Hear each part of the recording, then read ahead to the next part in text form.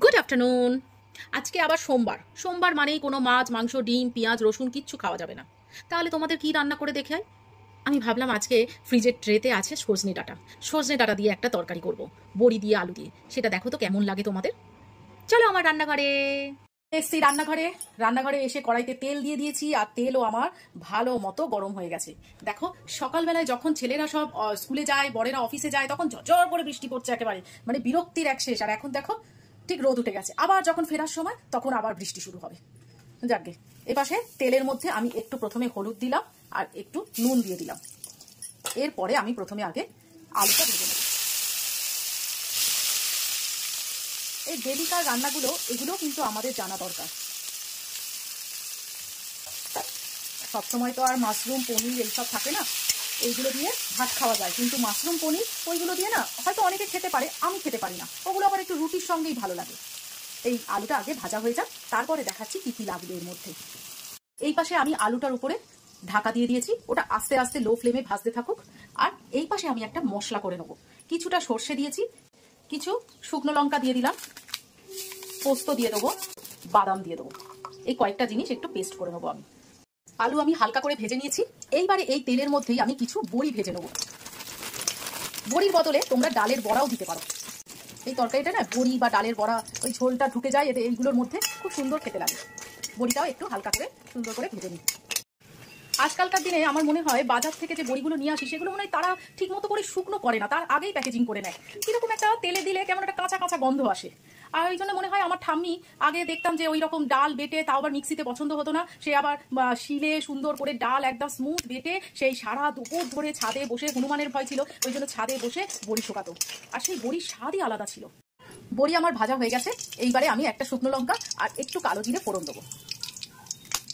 ফোড়ন থেকে ভাজা ভাজা গন্ধ আসছে, এর মধ্যে আমি ওই সর্ষে, পোস্ত, বাদাম এর পেস্টটাকে দিয়ে দেবো।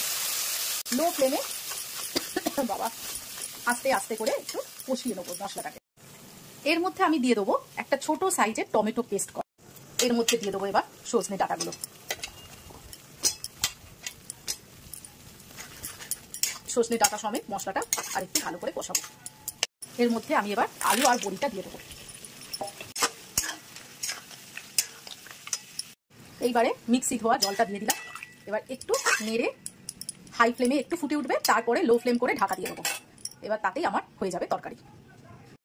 তরকারিটা আমার হয়ে গেছে। এইরকম একটু ঝোলঝোল থাকবে, এই অবস্থাতেই আমি রেখে দেবো। এবং লাস্টে শুধু সর্ষে বাটা যেহেতু দিয়েছি, একটু কাঁচা তেল দিয়ে তরকারিটা নামিয়ে নেবো। দুপুরের ভাতের থালি রেডি হয়ে গেছে। ঘি দিয়ে মুগ ডাল, আলু পোস্ত, বেগুন ভাজা, আর এই যে সজনে ডাঁটা, বড়ি দিয়ে, আলু দিয়ে যে তরকারিটা করলাম, সেই তরকারিটা দুর্দান্ত খেতে হয়েছে সবগুলো। এবার আমি খেয়ে নেবো। নিরামিষ হলে কি হবে, যদি পছন্দসই সব রান্নাবান্না থাকে না, তাহলে নিরামিষ কোনো প্রবলেমই করে না। আমার তো মনে হয় সেটা। আমার খুব ভালো লাগে এই ঘি দিয়ে মুগ ডাল, বেগুন ভাজা, আমার সব পছন্দের জিনিস আজকে করেছি। এই যে ডাল খাচ্ছি, বিয়ে বাড়ির স্টাইলের মতো একটু বেগুন ভাজা করেছিলাম, দারুণ। যারা এটা ভালোবাসে বেগুন ভাজা দিয়ে, ডাল দিয়ে, তারাই এই মর্মটা বুঝতে পারবে। এবার খাবো পোস্ত দিয়ে। পোস্তটা যা হয়েছে না, কি বলবো। আর এই বড়ি দারুণ হয়েছে, খুব সুন্দর হয়েছে। বড়ি আর একটু আলু আর ডাল দিয়ে খাবো। দারুণ দারুণ। হ্যাঁ, ডাঁটা, যতই পুঁই ডাঁটা বলো, লাউ ডাঁটা বলো, যাই বলো কেন, সজনে ডাঁটার ধারে কাছে কেউ নেই আমার মনে হয়। প্রচন্ড ভালোবাসি সজনে ডাঁটা। ও দারুণ লাগছে তরকারিটা। তো আমি খেতে থাকি, তোমরাও তোমাদের দুপুরে খাবার নিয়ে বসে পড়ো, আর নিজেরা নিজের মতো এনজয় করে খাও। টাটা।